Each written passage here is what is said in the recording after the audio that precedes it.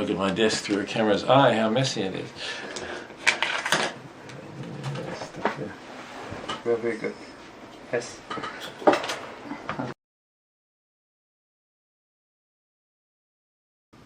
Well, I think it does really mean the same as efficiency in that it means getting the best value for the resources you put in. So you could describe it as an efficient use of resources, given that what you want to do is to make an impact on the world, right? And therefore you have to be effective in the sense of actually bringing about some outcome. So yes, it's efficient in the sense of you have to get the best outcome for the resources that you put into it. So you could say you have to use the resources as efficiently as possible.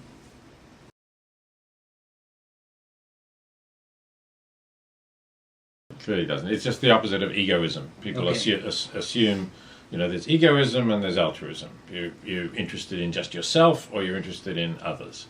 And neither of those terms have any religious connotations. In fact, evolutionary theorists talk about altruism.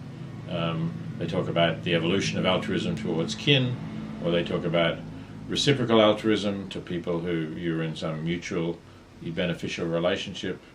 They use the word altruism all the time, and they're certainly not thinking of it as a religious attitude. In fact, you know, they can study altruism in primates, in non-human primates, where they may help each other or they may help their children or their close kin, so it's not religious at all.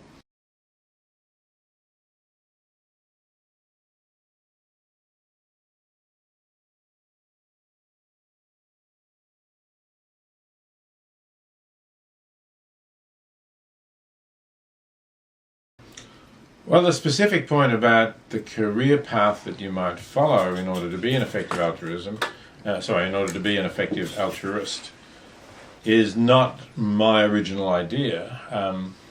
I came across that from a young British philosopher called Will MacAskill, who has a website, 80,000hours.org, and he there considers the ethics of career choice, and the argument that he's worked out about why it might be more effective to work on Wall Street and give away a lot of money rather than become a doctor and work in a remote country, that is really owing to him, although I wouldn't say that he's necessarily the first person to have thought of that or had that idea, but he certainly developed it more fully.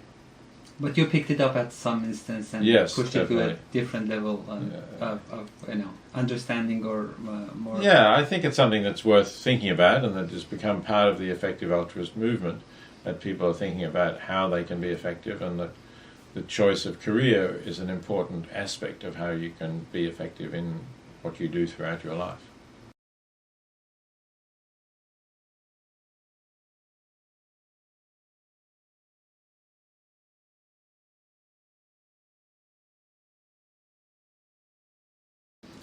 You know, people often don't like introducing mathematics into these life and death questions, but especially if you're comparing things that are similar enough, I can't see how you can avoid mathematics here.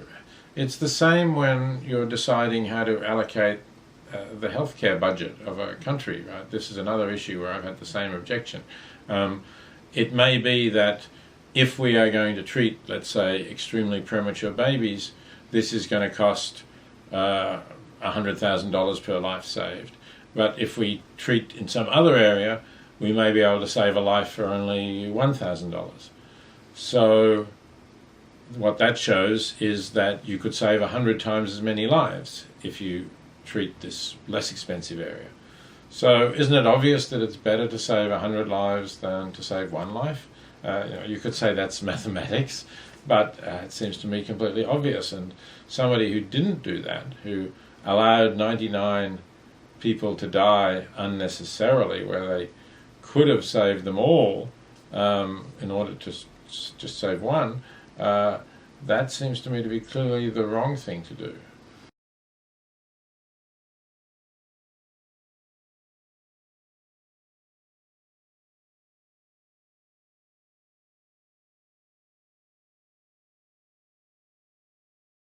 I'm very happy that people like Paul Bloom take a similar stance to the one I'm taking. But let's be clear about what Paul and what I am saying. It's not that we're against compassion. It's not that we're against empathy. It's rather that we think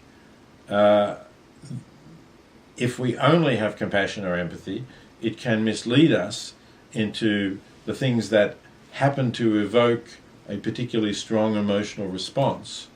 So research in psychology has shown that if we can see one individual, one person, perhaps a child, who needs to be saved, we will put a huge amount of effort into saving that child.